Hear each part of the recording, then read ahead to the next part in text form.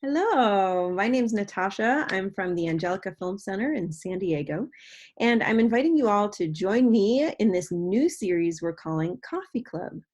So please join us on YouTube, and you can subscribe to our channel to see all of our interviews.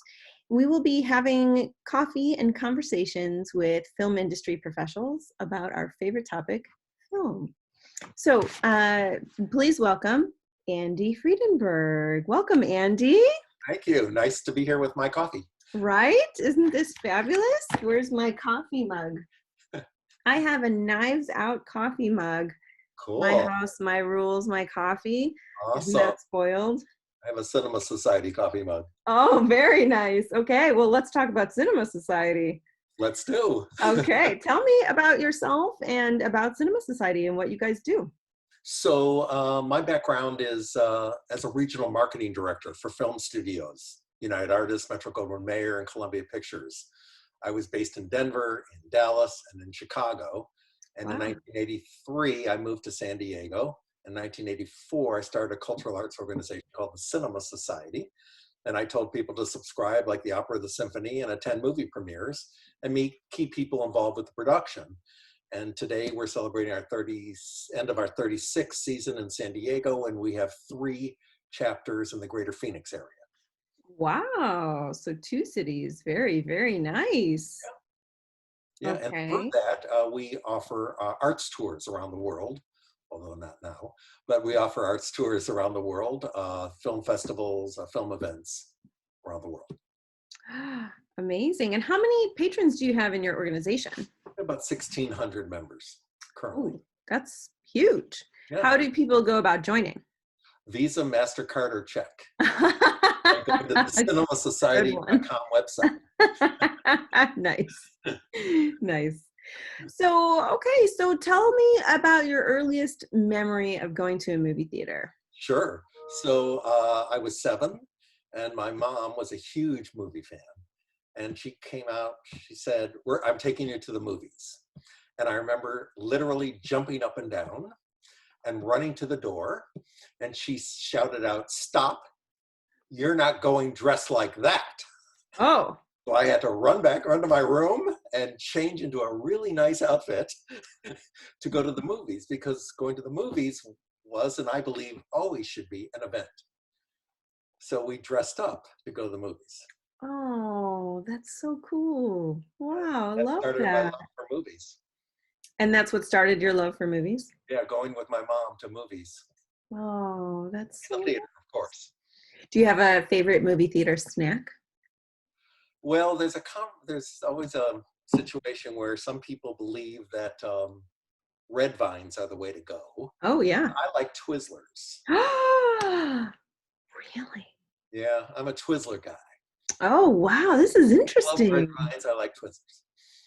Okay. This is interesting to know, Andy. And of course, washing that down with M&M peanuts and Raisinets and all the good stuff. I actually like Junior Mints. Junior Mints is my favorite. Yeah, I love Junior Mints. I like popcorn pop fresh with real butter. Ooh, yeah, definitely. Definitely. You can't go wrong. I mean, you got to have popcorn. To this day, I've never been sick of it. I'm never going to get sick of it. Love popcorn. Yep. Vegetable. Yes. So how has the current situation affected your organization? Well, we had to close our season early. We go from September through April. We had to close in March. And with theaters closing, that's a problem for us, since we are a huge believer in getting out of the house, right, and sharing a cinematic experience with an audience. So that kind of stopped us in our tracks for now. How many more sessions did you have? We had in San Diego, we had 4 more that we had to postpone. With special guests? Yes, of course. Oh, wow. That's a huge bummer. And so, okay, so movie theaters are important to you, obviously, because of you're in an event industry and you need them to show your films. But what else can you tell me about why movie theaters are important? Well, they're important because it does get us out of the house, and it shares an experience For 2 hours or so, we escape in the movie and we share it with like-minded people. So a comedy is okay sitting on your sofa with the bills in front of you and the phone ringing, but there's nothing like a comedy or a drama with hundreds of other people and in an environment that is ideal for film lovers, which is why I love Angelika. It is a perfect environment for film lovers to get together and experience something you just can't experience no matter how big your TV set is at home. You can't duplicate it. So some people in the course of my career have told me like, well, what's the big deal about a film festival? You know, you can just watch movies at home. You know, they're perhaps not grasping that sort of sense of community that you're able to establish through a movie theater and through events at a movie theater. So can you sort of talk to them a little bit, talk to the people who might not grasp the concept of it's not just going to a movie? Well, that is true. A film festival is a very unique experience. I'm honored to be the artistic director of the Coronado Island Film Festival, which is in November, and we're hoping, because our 5th anniversary, we are celebrating the fact that it's our 5th, and we're going to be doing something we expect to do something in November to celebrate. Very exciting. Yes, absolutely. And it's one of the great village film festivals in the world, sponsored by the Hotel del Coronado. It's just a magnificent festival. But when you go to a film festival, no matter where you go around the world, suddenly you become a little bit different person. You become braver. You walk into an environment where sometimes you can't even pronounce the name of the film, let alone know what you're getting into. And when it works, there's this discovery moment that if you were at home, or again, if you were being discerning, you'd say, that doesn't sound right, that doesn't sound good. To me, it really doesn't matter what it's about. It's how it's presented. And I've seen some of the greatest films in my life, not even knowing what I was walking into. So this discovery moment is special. The other thing that's so unique is that it is social. So I love to get into a movie seat early and turn to people around me and talk movies. And I've met some of my best friends that way, because if nothing else, we have one thing in common. We love movies. Love movies. Be at a film festival. So there's that social element. And then when you walk out, and especially at Angelika, you walk out in that beautiful hall you have for food and dining and conversation, that is like the perfect setting for a movie experience. It is. I couldn't agree with you more. So movie theaters in general have had these sort of ebbs and flows, right? And especially for us with independent film and art house film, you know, numbers, you know, for box office attendance has been lower than in previous years. So what can we do to encourage people to get brave and see something that perhaps is lower budget or not as well known, or perhaps only in the theater for a limited time, you know, like a week or two? What can we tell people about art house and independent film to get them interested? Well, I mean, I face that too. At Cinema Society, I announced to our members, okay, you're going to see this. Mm-hmm. And they're like, what? What is this? Yeah. They signed on to try different things. We're not announcing that we're going to be performing Beethoven's Ninth Symphony because everybody knows that. We're going to do something unique and different and challenging and bold. And that's what your venue and our cultural arts group strives for, to get them into a mode where they're open to trying new things. And if it works, they're on the phone telling their friends. Right. This is still a word of mouth business. They're on the phone with their friends saying, I know, it sounds weird, but this thing was fantastic. You got to go see this thing. And that's what I love. I love that buzz that comes from walking into the unknown and saying, aha, that was special. And I also like talking to people who are not like me, who say, I didn't care for it. Okay, I liked it. Let's talk about this. Right. What was your perspective? Discussions after a movie, which is something our cinema side loves to do. Mm-hmm. That is really unique, and it's a wonderful opportunity for people to have conversations about something that perhaps isn't the usual daily grind type stuff.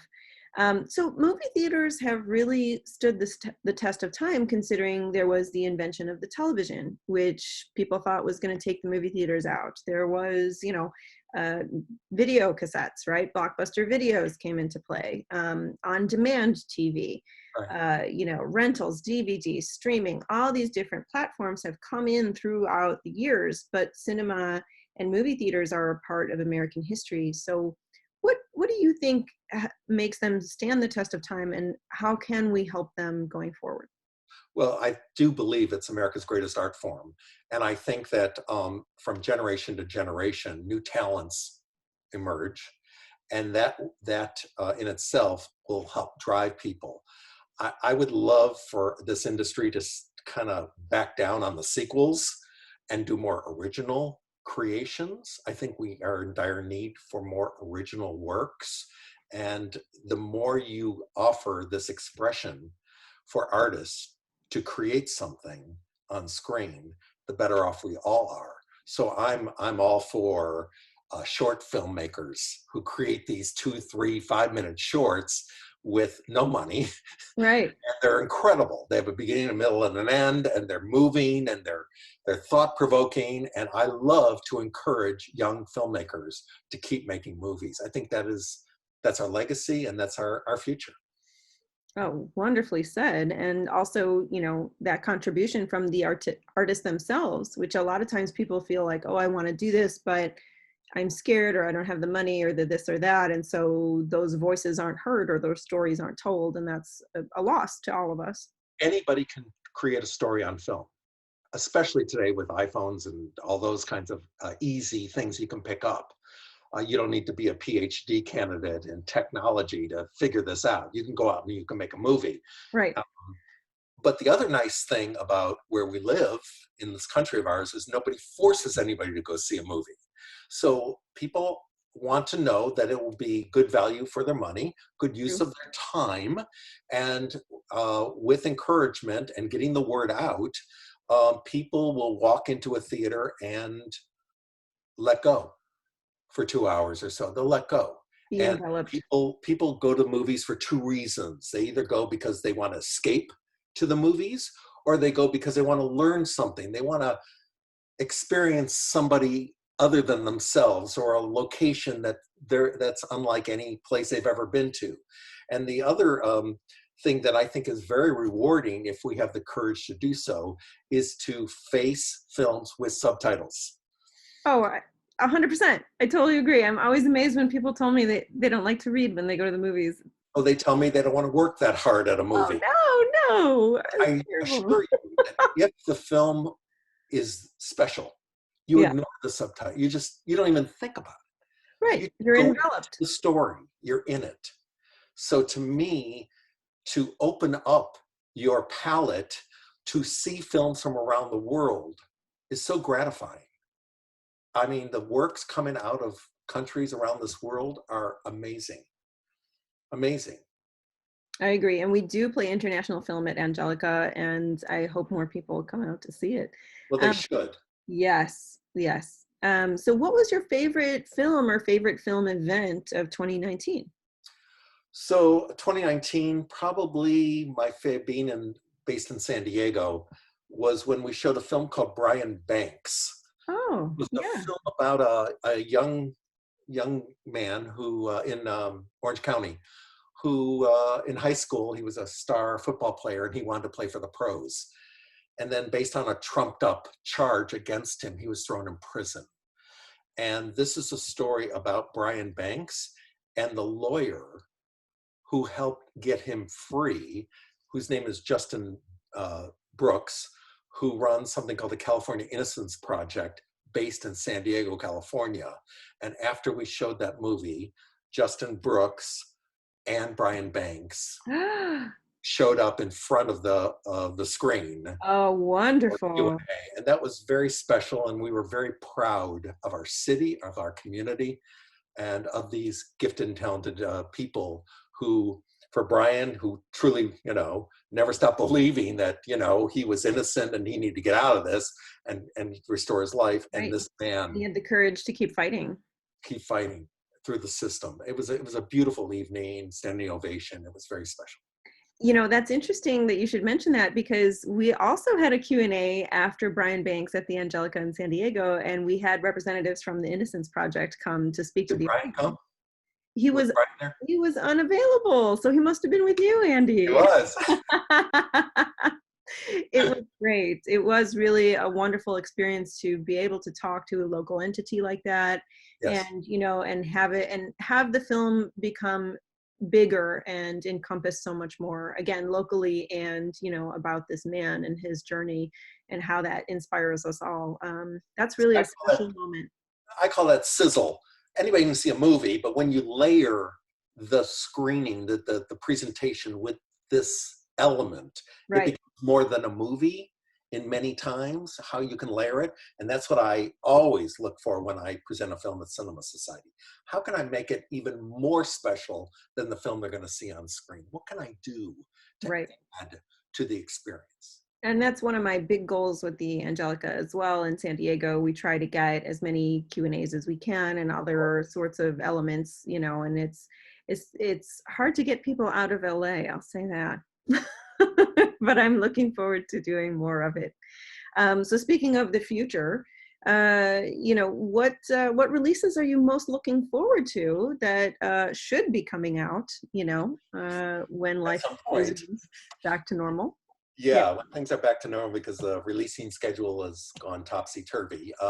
right. Certainly the Christopher Nolan film Tenet, I'm looking forward to. I'm looking forward to Steven Spielberg's take on West Side Story. Oh, Uh, there's a Anthony Hopkins movie called The Father, which is getting a lot of Oscar buzz from Mr. Hopkins. I'm looking forward to the new Wes Anderson film. There's a lot of films coming up, but they're just don't know when they're coming. but they're coming. They're They're coming. coming. They're coming. All right, good. And what do you recommend people check out while at home? So I'll tell you, we have I look at this as an opportunity, not a punishment. I look at this I as know. Did you see that Larry David PSA? He's like, come on, everybody. This is an opportunity to sit down and watch TV. I'm loving this. To me, this is a vacation. This is so I'll tell you what I think now is the time to do. Okay. And you can either buy the book, or you can just go online to 1,000 Greatest Movies to Watch. Okay. Now, it's either called 1,000 Greatest Movies to Watch or 1,000 Greatest Movies to Watch Before You Die. Either way, it doesn't matter. The 1,000 Greatest Movies, and everybody has a different take on the 1,000, but I would start with the first one. Okay. And find it online and start watching and read up about each one. You have the time.